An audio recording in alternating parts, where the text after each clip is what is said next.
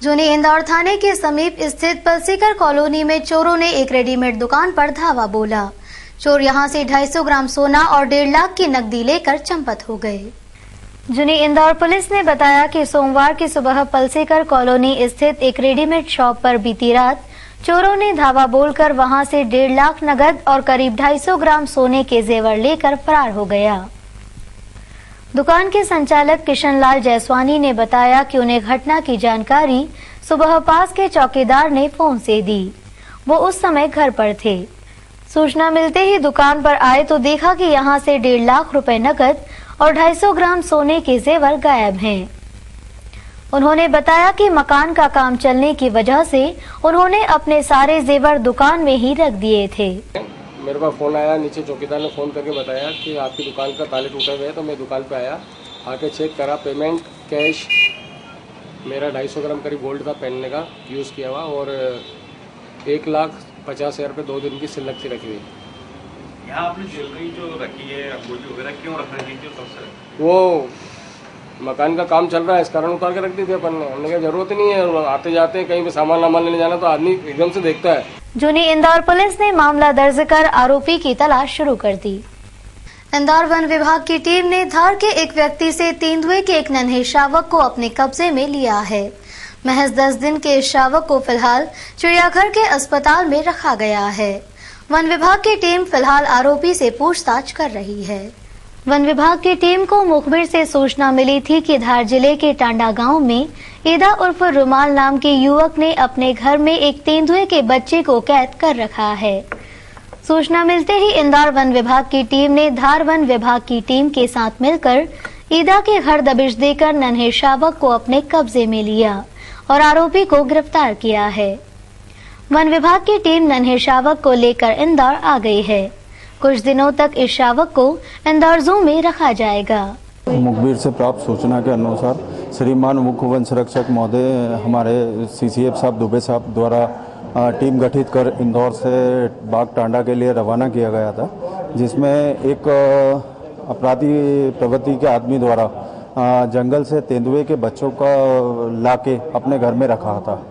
उसकी सूचना के अनुसार जिस जगह गए उसमें तेंदुए के बच्चा हमें जो प्राप्त हुआ वो एक बड़ी बेकार दयनीय स्थिति में था, जिसको लेके हम लोग इंदौर पहुंचे। अच्छा, वो मतलब कैसा अपराधी है? क्या उसके अपराध? उस पर कई प्रकार के चोरी और अवैध शराब बनाने के इल्जाम हैं और पुलिस का वांटेड है। अच्छा, आप कहाँ से लेकर आए? कौन सा गाँव से? ये टांडा गांव से लेके आए हैं, अम्बेडकर नगर। जी हाँ, ये कम से कम 10 से 12 दिन का बच्चा है। कैसे और भी शावक वहाँ पर होने की कुछ? एक शावक तो वहाँ से जो निकल गया था, जंगल में होने की संभावना पूरी है। डॉक्टर की माने तो बच्चा 10 से 12 दिन का है। शावक के लिए हाल ही में एक बछड़े को जन्म देने वाली गाय का दूध मंगाया गया है। इस शावक को यही दूध पिलाया जाएगा। नवजात होने से इसे कुछ दिन तक ऑब्जर्वेशन में भी रखा जाएगा। इसे कब तक रखा जाएगा? देखिए, 1 हफ्ते तक तो हम लोग इसको अभी हम ऑब्जर्वेशन में रखेंगे, क्योंकि इंटेंसिव केयर यूनिट में हम लोग उसे शिफ्ट करेंगे, क्योंकि बहुत छोटा बच्चा है और उसे हैंडलिंग बहुत प्रॉपर तरीके से करना पड़ेगी, क्योंकि डेलिकेट होता है, ये कहीं भी इन्फेक्शन के चांस हो सकते हैं इसको, तो उससे भी हमको बचाना पड़ेगा। और है हमारे पास सारी तैयारियाँ और हम लोग उसको पूरी व्यवस्था भी दे रहे हैं। सर, जैसे मारे बच्चे किया था या किसी भी मतलब आपराधिक प्रवृत्ति के आदमी ने ही अलग? देखिए, ये तो मैटर ऑफ इन्वेस्टिगेशन का है, ये जांच का विषय है कि क्यों, किन परिस्थितियों में कैसे ये आया है, और जांच के बाद ही पता चलेगा कि ये वहाँ जिस व्यक्ति के पास से भी बरामद किया विभाग ने, तो विभाग ही उसके लिए बताएगा कि किस तरह ये आया और किन परिस्थितियों में आया।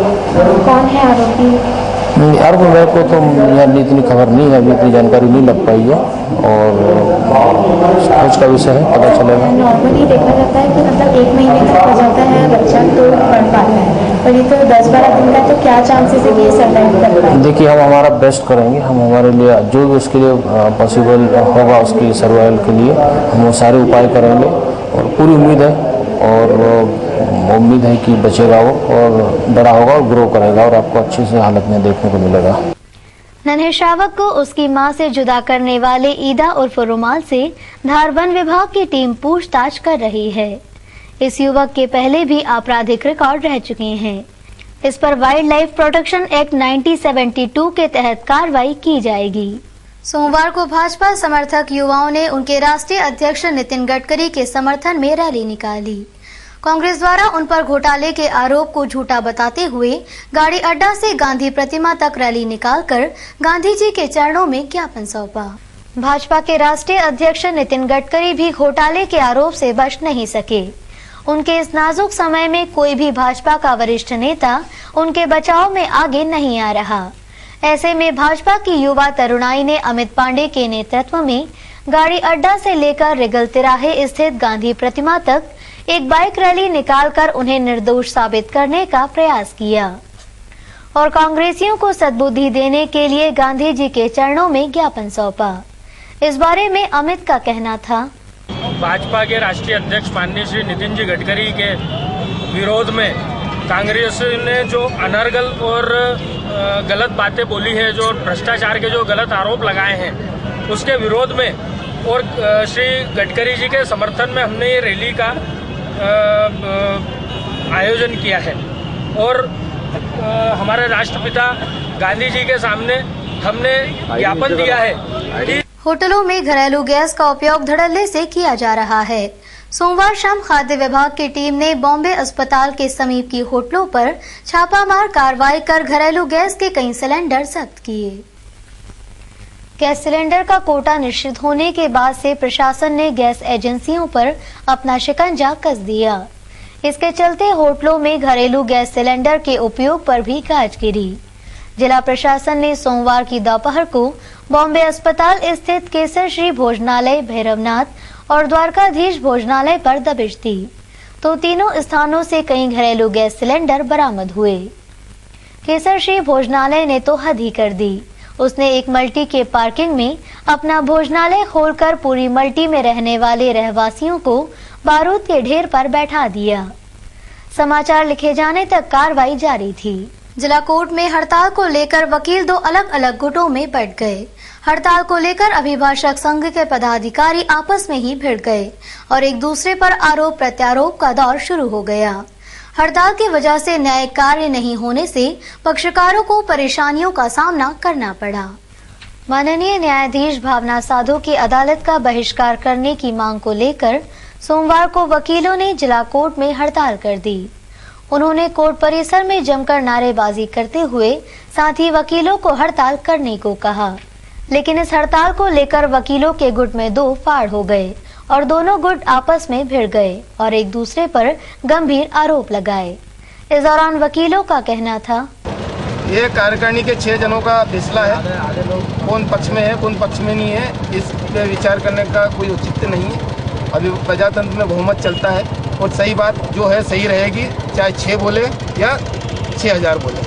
और 11 जने 6000 के 5000 वकीलों के प्रतिनिधि है, उन्होंने जो फैसला लिया है सोच समझ के लिया है और भविष्य में भी जो आंदोलन की रूपरेखा कार्यकारिणी तय करेगी उसके हिसाब से कार्रवाई की जाएगी। आदिवासियों की गरिमा और प्रतिष्ठा के लिए हर संभव प्रयास किए जाएंगे और हर कीमत चुकाई जाएगी।